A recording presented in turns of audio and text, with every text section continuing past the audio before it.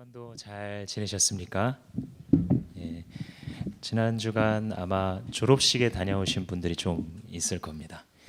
그 초등학교, 중학교, 고등학교 자녀를 가지신 분들과 또 친지 가운데에 많은 학교들이 미루기도 하지만 또 졸업식이 지난 주에 있었는데 저도 3번을 다녀왔습니다. 저희 아이들이 초등학교, 중학교, 고등학교를 각각 졸업하는 바람에 애들이 학교를 이렇게 마쳤구나 하면서 참 감사했습니다. 왜냐하면 한 과정을 마친다는 게 사실 뭔가를 시작하기는 쉬워도 또 마치는 거는 쉽지 않지 않습니까? 근데 이런 과정을 다 마쳤구나 이런 생각이 들어서 참 감사했습니다. 학창 시절을 생각해 보면 저는 시험 봤던 순간이 자주 꿈에도 나타나고 실제로도 생각나기도 하는데 뭐 이를테면 한 문제밖에 안 풀었는데 시간이 다 지나간 거예요. 시험지를 내라 그러고 진명아 끝났어 내야 돼 지금부터 쓰면 빵점이야 막 이런 말을 들으면서 내야 되는 이 시험이 싫어서 그랬는지 종종 그런 꿈을 꾸기도 하고 그런 생각이 납니다. 그렇게 되면 현실에서 그렇게 되면 시험지를 내야 될 때가 된 거죠. 이제 다 끝난 겁니다.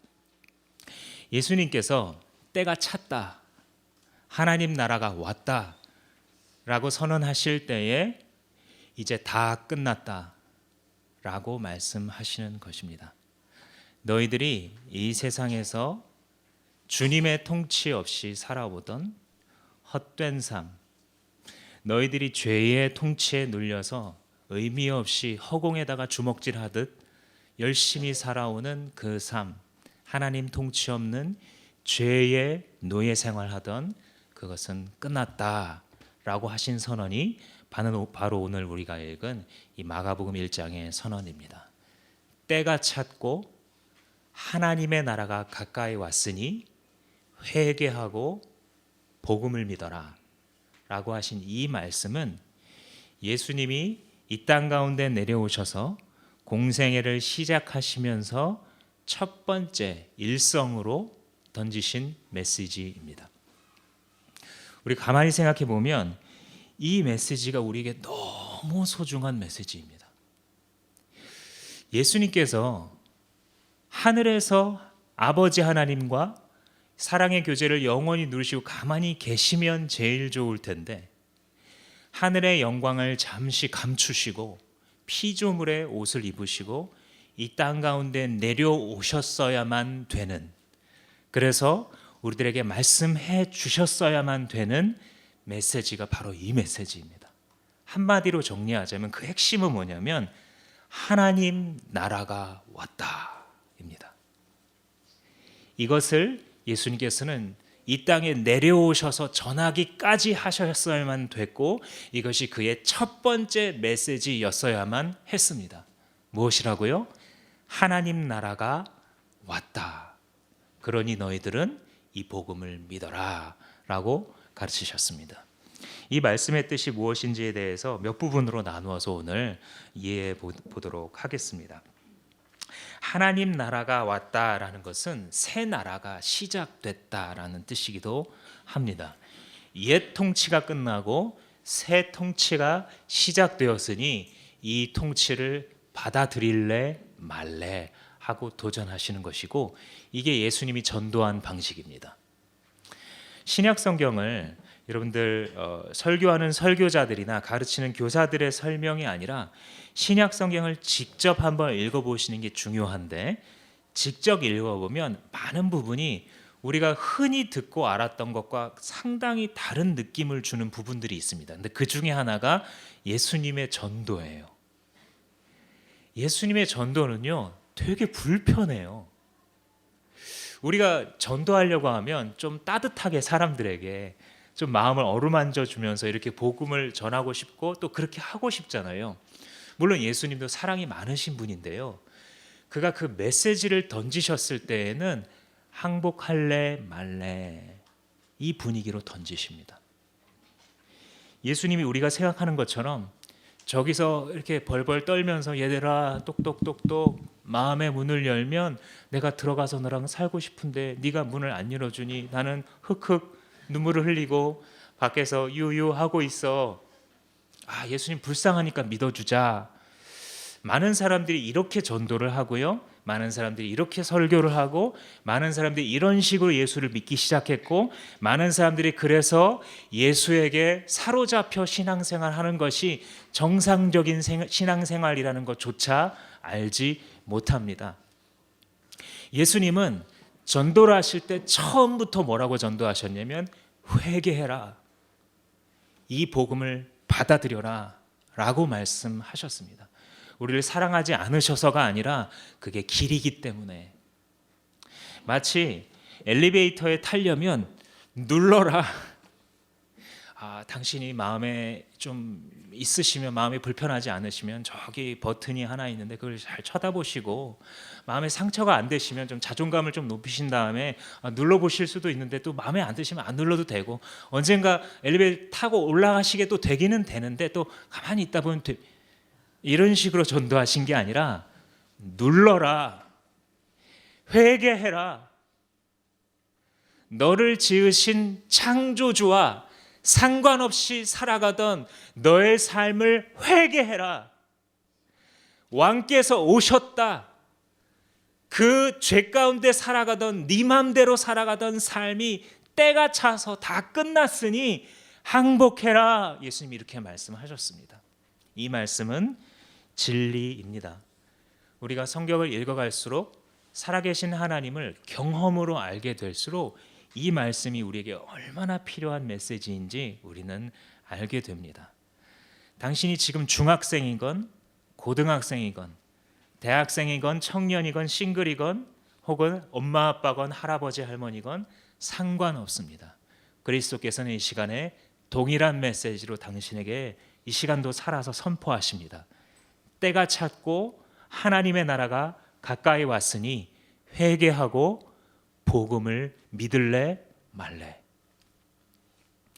주님께서 이 메시지를 하나님의 나라가 도대체 무엇이길래 이 땅 가운데 내려오셔서 그 일성으로 말씀하셨어야 됐을까? 하나님의 나라라는 것은요, 첫 번째로 한번 따라해 보겠습니다. 통치.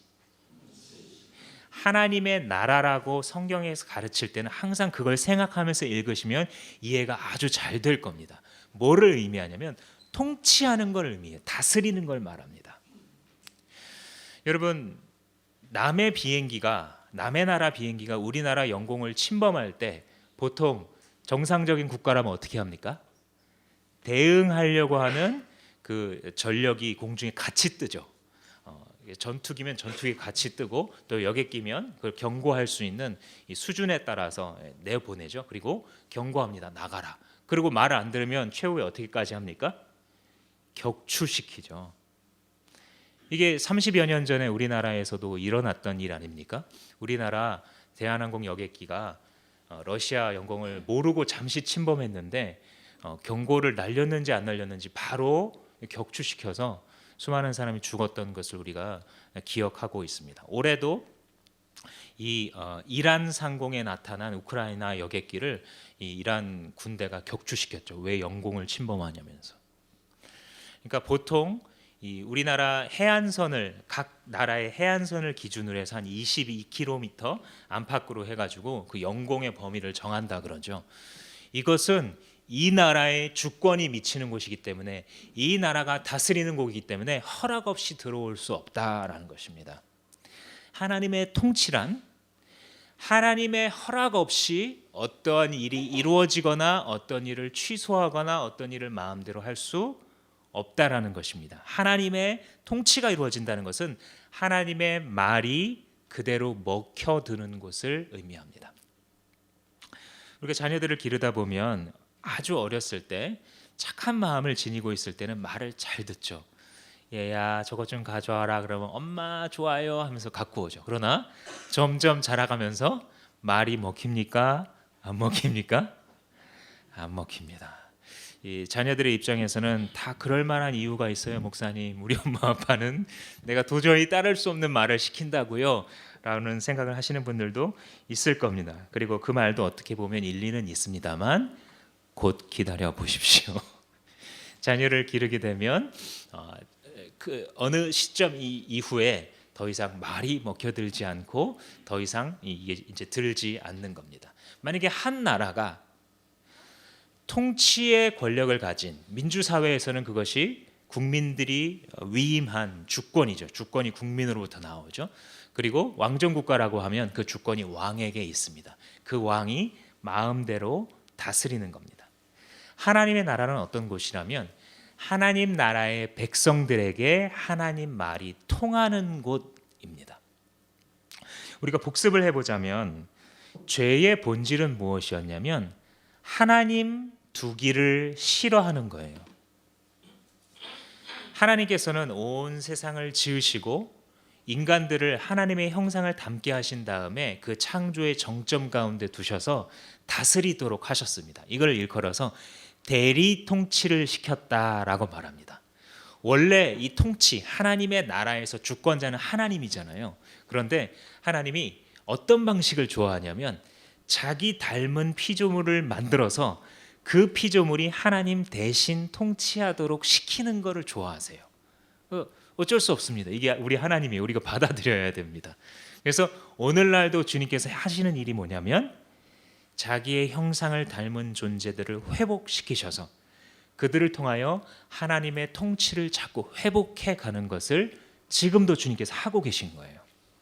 그런데 하나님께서 온 세계를 지으시고 에덴 동산 가운데에 아담과 하와를 두셔서 그들의 통치를 막 하기 시작합니다.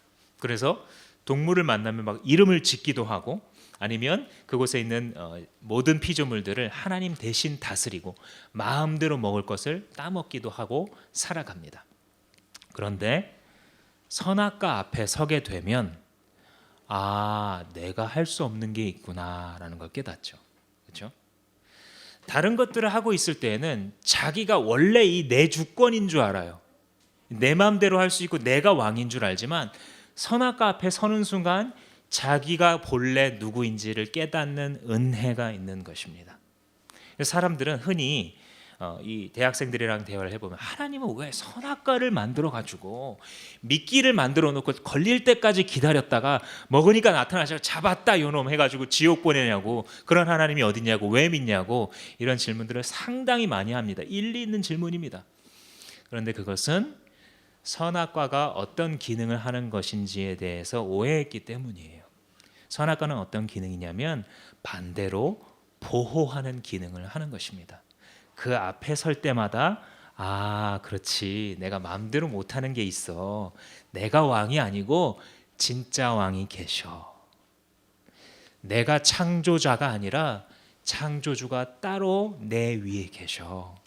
나는 그분의 통치를 받고 있고 그분의 통치를 받는 것이 내 인생을 가장 자유롭게 해, 내 인생에 가장 큰 의미가 있게 만들어내는 것을 깨달음으로써 교만하여 스스로 자기를 높여 하나님을 대적했던 사탄이 걸어갔던 길을 걷지 않게 해주는 은혜가 있는 것입니다.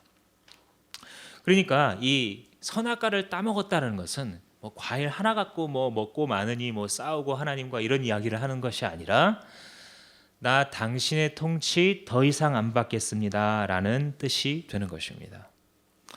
영화나 문학에서 에덴의 동쪽이라고 표현을 할 때에 에덴 동산에서 쫓겨나서 동쪽으로 나가서 그들이 시작했던 문화의 본질이 바로 그것입니다. 하나님 두기를 싫어하는 것. 자기를 지으신 창조자 얘기를 하면 그렇게 듣기 싫어요.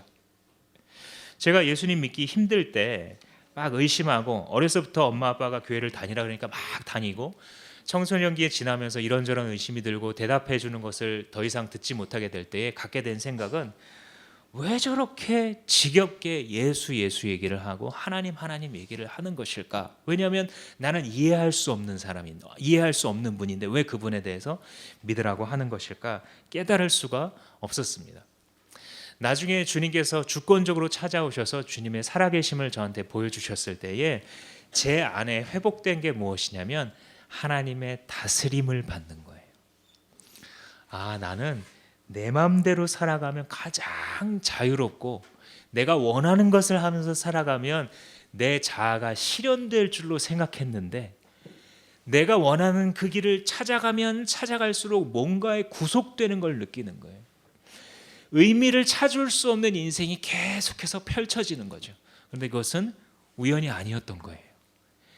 나를 디자인한 존재가 있는데 그 디자인한 존재의 말을 따라서 살아가지 아니하고 내 마음대로 사용하게 될 때 망가지는 것이죠.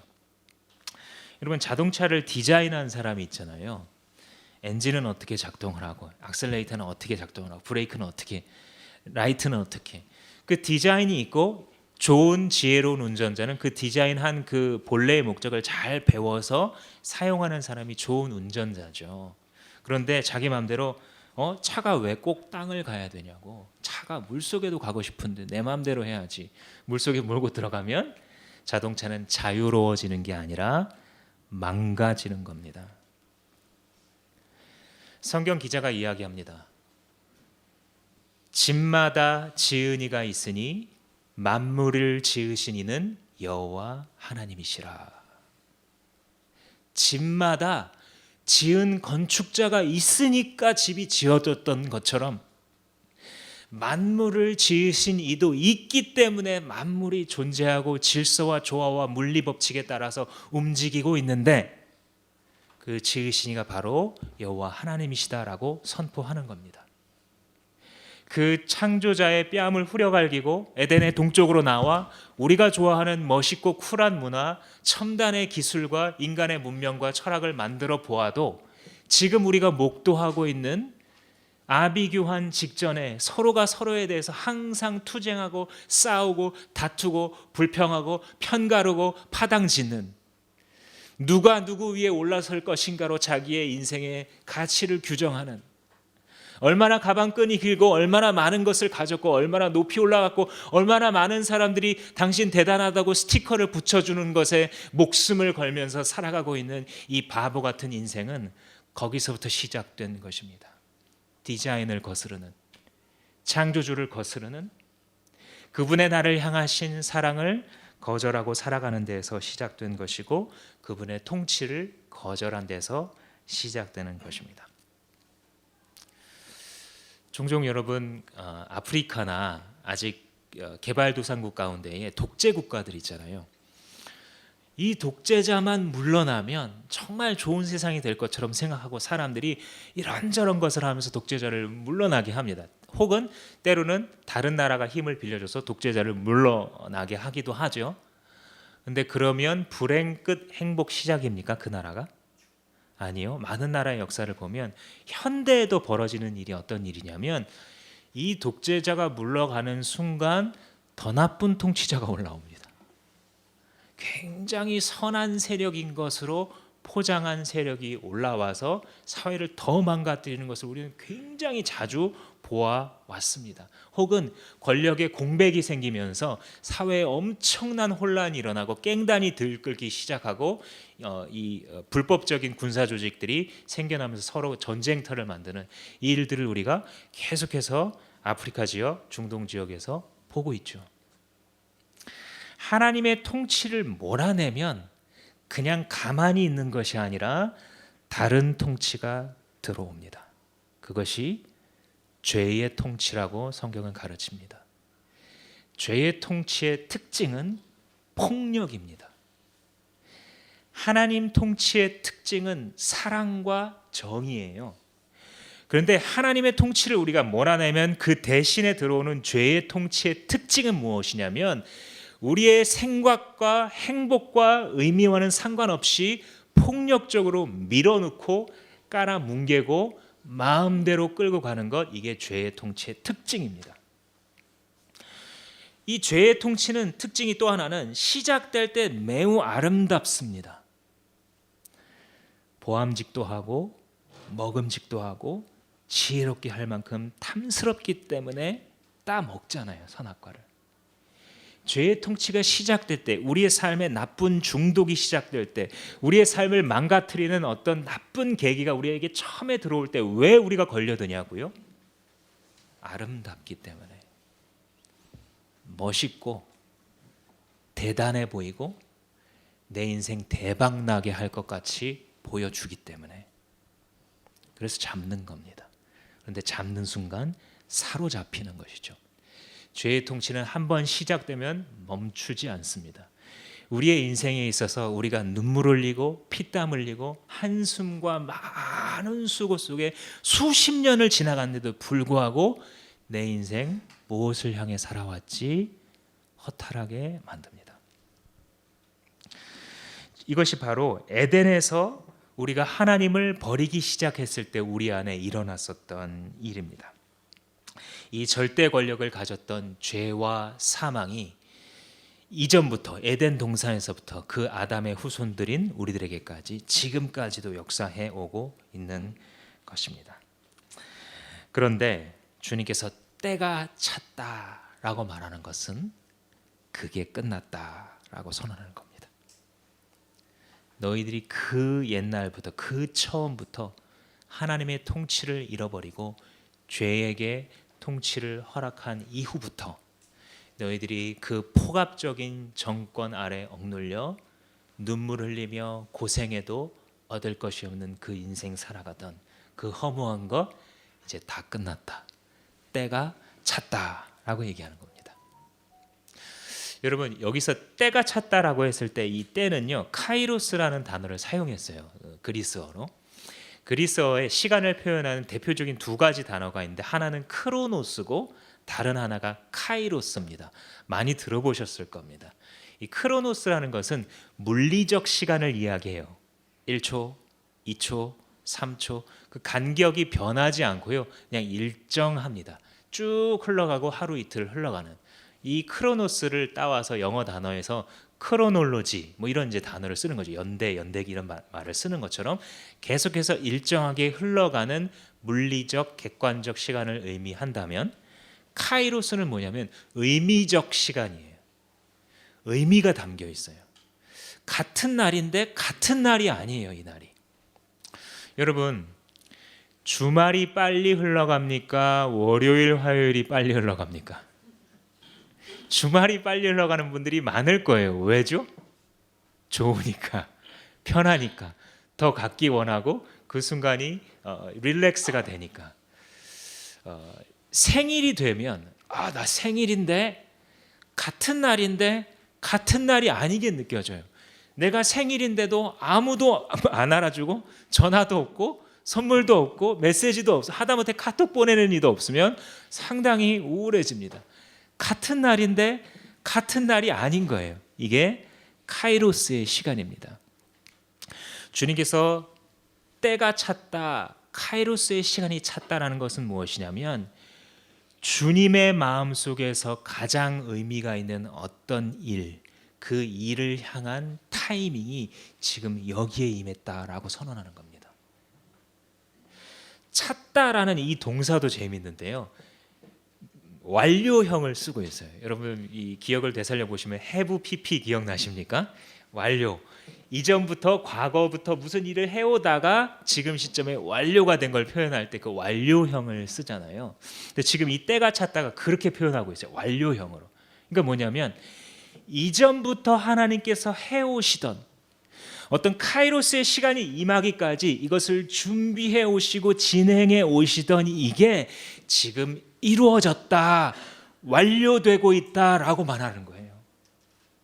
즉 에덴 동산에서부터 사람들이 하나님의 통치를 부인함으로써 더 즐거웠을 것 같았으나 실상은 더 사망의 냄새를 맡으면서 살아가는 그 인생, 그것을 매 세대마다 반복하고 있는 사망의 인류들 가운데에 그들을 건지시기 위해서 주님께서 많은 선지자들을 통하여서 약속하셨고 계획하셨고 준비해 오셨던 그 구원의 순간이 이 예수의 오심과 함께 완료되기 시작했다라고 말하는 겁니다. 그게 바로 때가 찼다라는 말입니다.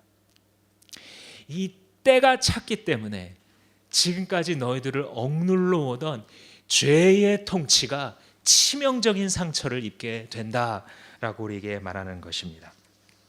하나님께서 진행해 오시던 것이 바로 무엇이냐면 하나님의 나라를 다시 오게 하는 거예요. 에덴에 있었던 하나님 나라.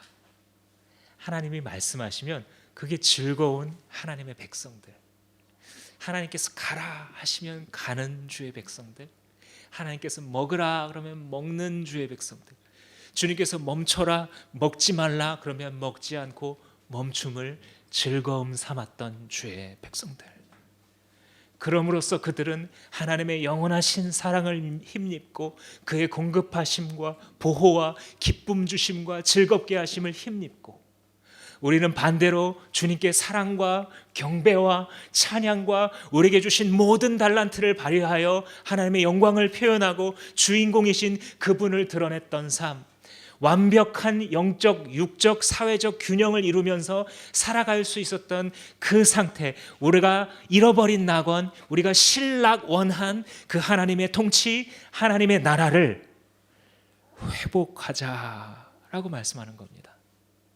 그때가 되었다라는 것입니다. 여러분, 우리나라에 이 광복절이 왔을 때에, 첫 번째 광복절이 왔을 때 느꼈던 그 기쁨을 어쩌면 이곳에 있는 우리들은 다 모를지 모릅니다. 그렇죠? 어떻게 보면 광복은 우리에게 간접 경험이에요. 책에서 배웠고 할아버지에게 들은 이야기들입니다. 아버지, 할아버지에게 들은 이야기들입니다. 근데 가만히 한번 우리가 상상력을 동원해서 생각해 보면 한 3일 동안 무슨 일을 잘못해가지고, 여러분 유치장에 들어가 본 경험 있으십니까? 잠깐 갇혀 보신 분 손은 들지 않으셔도 괜찮겠습니다. 며칠만 어디 갇혀 있어도, 저는 재수학원에 1년 갇혀 있는데 정말 힘들더라고요. 삶의 의미를 찾을 수가 없고 내 인생은 벌써 망가진 것 같더라고요. 1년 동안 자유가 없으니까.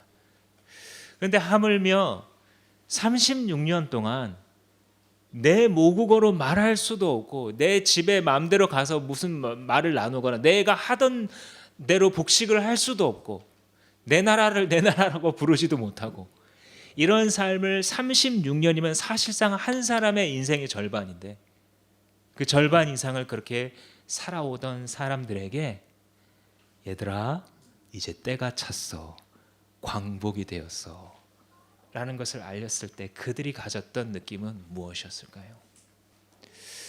우리들도 한국인으로서, 우리들도 그들의 후예로서 간접 경험으로 생각해 봐도 때로는 가슴이 벅차죠. 그게 나라를 사랑하는 사람들의 마음 아닙니까? 그런데 주님께서 오셔서 얘들아, 있다가 없어질 나라들이 아니라, 세워졌다가 무너져 버릴 정권들이 아니라, 하나님께서 그 완전하신 창조자께서 너희들을 향하여서 하나님의 영광을 드러내시고 우리 안에 그 영광을 주시려고 만든 그 하나님의 나라가 회복되는 카이로스의 시간이 지금 여기에 당도했어. 너희들을 속이고 죽이고 멸망시키고 넘어뜨려 왔던 그 죄의 통치가 끝나게 되었어. 너희들은 참된 의미에서 영원히 광복되었어 라고 선언하셨을 때, 그리고 이 메시지를 알아들었을 때, 그 알아들은 백성들의 마음 가운데에 무엇이 차올랐겠습니까? 광복됐다라는 것은 단순히 옛날 것이 끝났다라는 의미가 아니라 새 것이 시작되었다라는 것입니다. 여러분, 예수 믿는다는 것은요, 이 두 가지가 다 있는 거예요. 이 둘 중에 하나라도 빼앗기시면 안 돼요. 예수 믿는다는 것은요, 아, 내가 죄 짓다가 하나님이 구원해 주셨구나, 나중에 천국 가는구나, 절반만 깨닫고 절반만 누리며 살아가는 거예요. 이런 인생은 어쩌면 변화가 없는 게 당연해요. 많은 설교자들의 실수가 있다고 한다면 그동안 이 반쪽만을 너무 강조해 왔어요. 예수 믿고 죄 용서받고 구원받고 나중에 천국 가고. 근데 주님은 지금 말씀하시잖아요. 하나님의 나라가 왔다라고. 하나님의 나라가 나중에 올 거야 라고 가르치는 게 아니라 하나님의 나라가 왔다라고 가르쳐요. 이 표현에 보시면 하나님의 나라가 가까이 왔다라고 말하잖아요. 그래서 헷갈려하는 사람들이 있어요. 가까이 왔다는, 가까이 오셨어? 그러면 아직 안 온 거네. 저희 문 밖에서 뭐 하나님 나라가 조금 기다리고 있는데 아직은 안 온 거네, 이렇게 생각할 수 있습니다만 사실 그런 뜻이 아닙니다. 하나님의 나라가 왔다라는 것은 지금 예수님이 오셨다라는 말과 동의어예요. 하나님의 잃어버렸던 하나님의 통치를 시작하시는 분, 회복하시는 분이 예수 그리스도예요. 예수 그리스도가 나타난 순간 그의 가르침을 받고 하나님의 명령을 다시 따라가는 사람들이 생겨나잖아요. 이들에게는 이미 하나님의 나라가 임한 거예요. 하나님의 나라가 온 거예요. 그러니까 하나님의 나라가 가까이 왔다라고 말하면서 이 복음서의 저자들이 표현하고자 하는 말, 예수님께서 표현하고자 했던 뜻은 뭐냐면, 얘들아, 하나님의 나라가 저기 있거나 멀리 있거나 나중에 오거나 나중에 무슨 천국에 내려올 때 하나님의 나라가 같이 내려오는 게 아니라 여기 왔어, 이 뜻입니다. 하나님의 나라가 가까이 왔다라는 말은 여기 왔다라는 뜻입니다. 이 귀중한 반쪽을 잃어버리게 되면 우리는 예수 믿는 것에 완전한 기쁨을 누릴 수 없게 됩니다. 이 하나님 나라가 지금 나에게 시작됐다라는 이 중요한 진리를 잃어버리게 되면 내가 예수 믿어도 아무 변화가 없을 것입니다. 내가 이미 하나님의 통치를 받아들였다라는 사실을 잊는 순간 우리는 직장과 교회 예배를 연결시킬 수 없게 됩니다. 우리가 하나님의 통치가 예수께서 오심으로 내 안에 회복되기 시작했다라는 사실을 자꾸 제쳐주고 살아가면 우리는 세상에 보여줄 것이 없게 되는 것입니다. 교회의 타락은 한 신자가 세상 사람과 다를 바 없이 거짓과 욕심에 사로잡혀 음란과 더러움의 노예가 되어 살아갈 수 있는 것은 하나님 나라가 왔다라는 사실을 부인하기 때문입니다. 주님 뭐라고 하십니까? 하나님 나라가 왔으니 회개해라. 회개하지 않으면 하나님 나라를 받아들일 수가 없는 겁니다. 무엇을 회개해요? 하나님의 통치 받기를 거절했던 나의 욕심을, 하나님의 다스림을 지겨운 것이라고 생각했었던 나의 영적인 타락을 하나님 더 말씀해 주세요. 하나님 나에게 더 하나님을 주세요. I need more of you. 하나님 나는 더 당신이 필요합니다. 이게 예수를 만난 사람들의 고백이에요. 주님 말씀 그만하세요. 주님 기도 좀 그만하게, 찬양 좀 그만 부르게 하세요. 너무 그렇게. 아니요, 하나님 만나는 사람의 고백은 똑같습니다. 주님 나는 당신이 더 필요합니다. 주님 나는 당신이 더 필요해요. 주님 우리 가정에는 주님이 더 필요해요. 주님이 반목하고 깨어지고 질시하고 파당지는 이 세상 속에 주님이 필요합니다. 주님 기준도 없고 올바른 통치자도 없는 이 시대에, 이 세계에, 이 나라에 주님의 통치가 더 임하게 하소서. 예수 만난 사람들의 공통적인 고백입니다. 예수 만난 사람들은요, 하나님 나라, 하나님 얘기가 재밌어요. 이게 특징이에요. 물론 우리가 인간으로서 가는 육체적인 한계 때문에 만약에 제가 설교를 이 자리에 서서 2시간을 한다든지 하게 되면 적응하기는 힘들 겁니다. 그런데 곧 시간이 지나가게 되면 하나님 나는 당신의 말씀이 더 필요합니다. 내가 어저께 주일 설교를 들었지만 나는 오늘 아침에도 주님이 내가 묵상하는 중에 주님 말씀하시는 게 필요한 사람입니다. 그렇지 않으면 나는 또 은혜를 떠나갈 거예요. 또 에덴의 동쪽으로 나는 가고 싶어 할 거예요. 라고 말하는 사람이 뭔가를 깨달은 사람입니다. 회개한다라는 말에 대해서는 여러 가지를 가르칠 수 있지만 오늘 한 가지만 나누자면 생각을 고쳐먹는 거, 이게 회개입니다. 어원적으로 그래요. 메타노에오라는 단어를 쓰고 있거든요. 회개하라, 예수님이 회개하라 할 때 메타노에오, 이걸 명령으로 하고 있어요.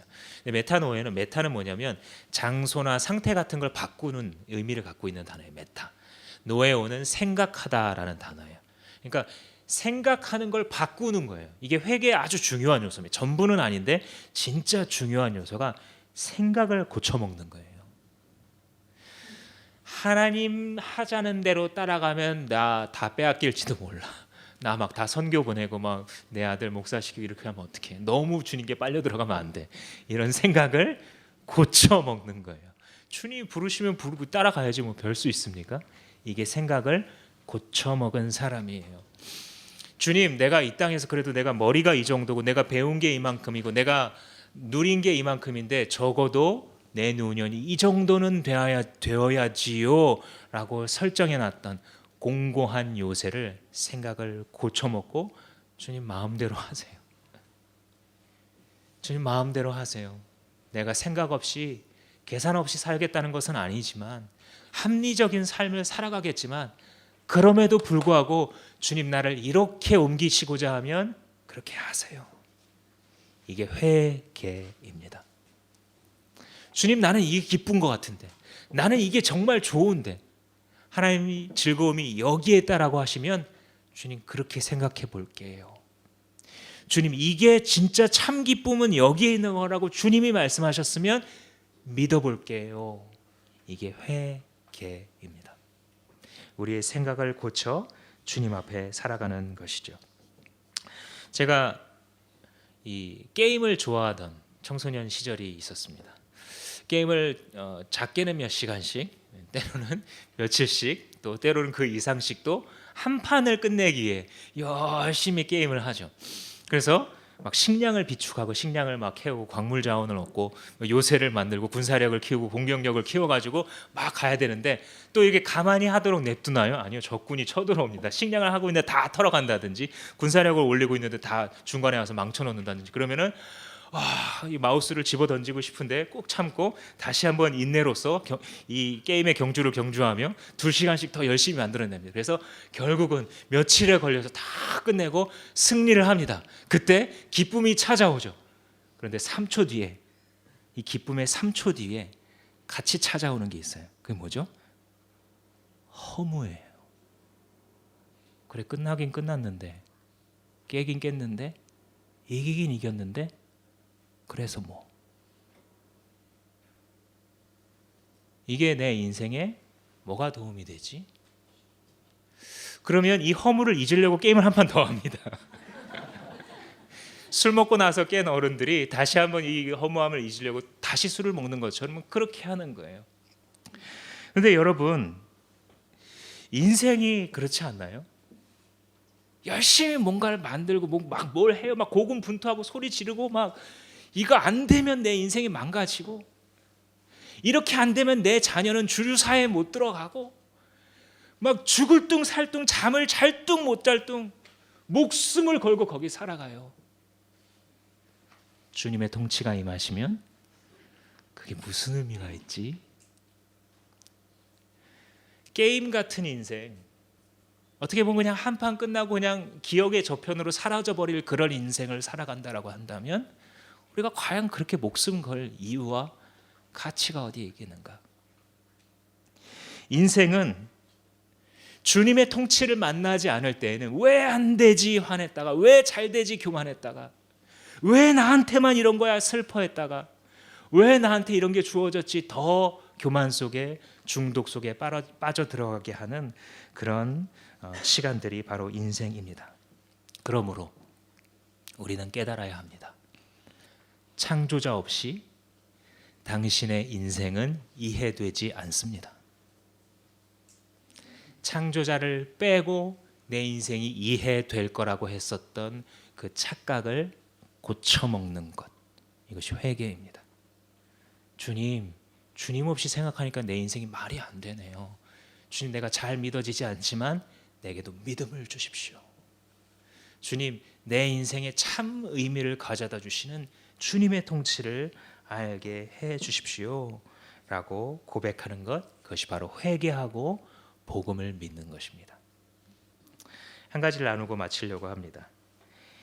이 복음 선포를 들었을 때에 이제 반응하는 사람들이 나왔고 거기에 대한 기록이 이제 마가복음이 쭉 진행되면서 쭉 나옵니다. 이렇게 저렇게 반응을 했어요. 오늘 본문에 나타난 사람들도 반응을 했거든요.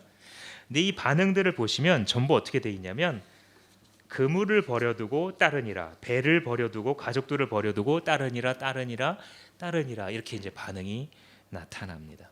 그러니까 이게 뭐냐면 예수님이 외쳤잖아요. 복음을 때가 찼고 하나님의 나라가 가까이 왔으니 회개하고 복음 믿어라. 예수님이 이렇게 전도하시니까 이 말씀을 듣고 깨닫는 사람들이 나타났던 거예요. 전부는 아니었어요. 오히려 소수였습니다. 대부분의 사람들은 저 미친 사람이 미친 소리 하네 하고 그냥 지나쳐 버렸어요. 때로는 핍박했고요. 근데 소수의 사람들이 이 얘기를 가만히 듣다 보니까 이 깨달아지는 은혜가 있는 거예요. 아, 하나님의 통치가 다시 시작되는구나.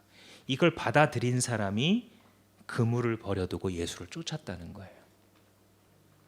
오늘날 우리가 그물을 버려두고 주님을 쫓는다는 것이 직업 다 버리고 뭐 저기 어디 뭐 성북동 어디에 모여야 되는 높은 그 거기에 모여야 되는 그걸 의미합니까? 우리가 공부하던 거 다 버려두고 교회에만 모이는 것을 의미할까요? 저 어떤 이단 집단처럼? 그렇지 않죠. 여기서 그물을 버려둔다는 것은 무엇이냐면 자기의 인생을 책임져 줄 거라고 믿었던 것에 손을 놓고 예수의 손을 잡는 것입니다. 이 그물이 있어야 먹고 살지. 그물이 있어야 고기를 잡지. 이 그물이 있어야 내 자식들 공부시키고 이렇게 하고 저렇게 하지. 이 그물이 있어야 그래서 그물을 날마다 꿰매고 있잖아요. 날마다 그물을 고치고 있고 그물을 폈다 걷었다. 이 그물 그것을 손에서 놓는 것. 그러므로 참된 신자는 여전히 그물질을 하고 있으나 그물을 손에서 놓은 자가 있는 것이죠. 여전히 직장 생활을 하고 있으나 여전히 육아를 하고 있으나 여전히 공부를 하고 있고 여전히 친구들과 놀았다가 말았다고 하고 있으나 그러나 그 속에서 이미 그물을 놓은 하나님의 사람들이 있는 것입니다. 그물을 놓고 예수의 손을 붙잡아 하나님의 나라를 받아들이고 자기 안에 시작된 하나님의 나라를 살아가고 있는 사람들이 있는 겁니다. 이 사람들을 옆에서 볼 때 사람들이 어떤 느낌을 받냐면 저 사람한테 뭐가 있는데? 저 사람한테 뭐가 있는데? 그게 뭐냐면 하나님의 통치입니다.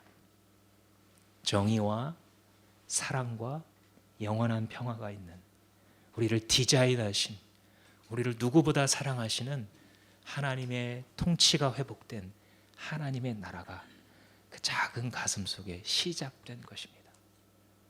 그 나라가 시작된 자들이 모여 있을 때에 거기에 건물이 있건 건물이 없건 똑똑한 사람이 있건 없건 돈 많은 사람들이 있건 전혀 없건 그곳은 하나님의 나라인 것입니다. 사랑하는 성도 여러분, 하나님의 나라는 당신 안에 시작됐습니다. 나중에 상속받는 것이 아니라 지금 시작되었습니다. 그 하나님의 나라를 살아가십시오. 그것이 예수께서 지금 이 자리에 나타나신다면 당신에게 하실 말씀 곧 때가 찼고 하나님의 나라가 왔으니 회개하고 복음을 믿어라 라는 말씀입니다. 기도하시겠습니다.